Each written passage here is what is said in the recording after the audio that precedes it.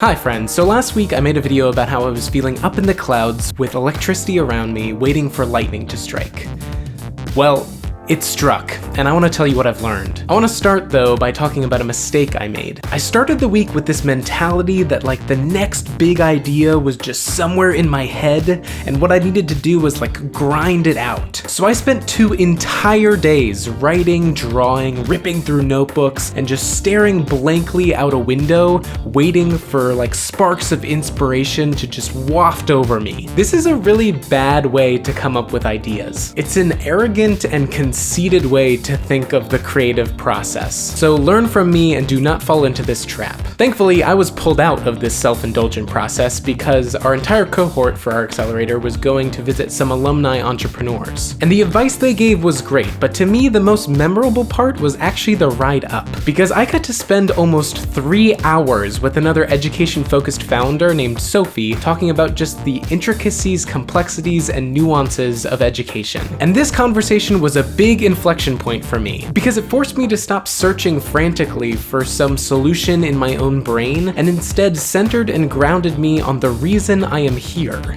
to solve a problem. So with that great new mindset, I actually went to go visit one of my advisors, Alex, who's actually an expert in creative problem solving. And what I gained from my afternoon with him was basically a set of guidelines for coming up with ideas. The big takeaways that I will share with you are to reframe problems as questions, to judge the ideas and not the generator, and be fearless and stretch for wild and crazy solutions. Don't limit yourself to what you think is possible. With all those things in mind, I wanted to keep immersing myself in the problem, so I asked Sophie if she wanted to watch this documentary with me about education in America. If you're interested, it's called Most Likely to Succeed, and I highly recommend it. And afterwards, we were just debriefing and talking, and like a shot in the dark, Sophie just said, "What if there was a place to learn how to solve problems?"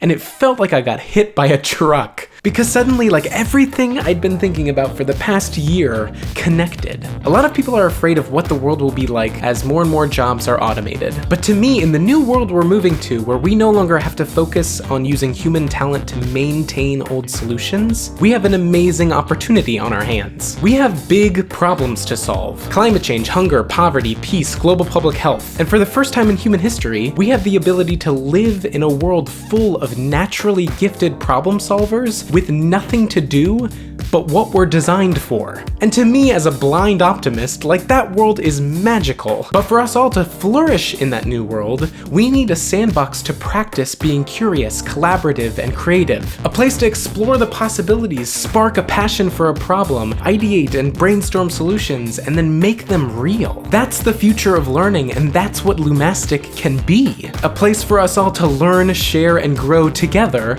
by solving problems. And I know that sounds really vague and simple, but to me it's a real game changer. Because where I felt lost before, now I know what I'm solving for, and that's liberating. That's the lightning I needed. So what did I learn this week? That creativity is a process of discovery sparked by people and stories outside of yourself. And it seems really ironic, but I think that means that in starting a learning company, I learned to always keep learning. Seems rather obvious. I'd love to hear your stories and lessons learned this week about anything. You can share them in the comments below or send me an email at drew@lumastic.com. Alright, if I can keep this up, you will see a video next week about testing solutions.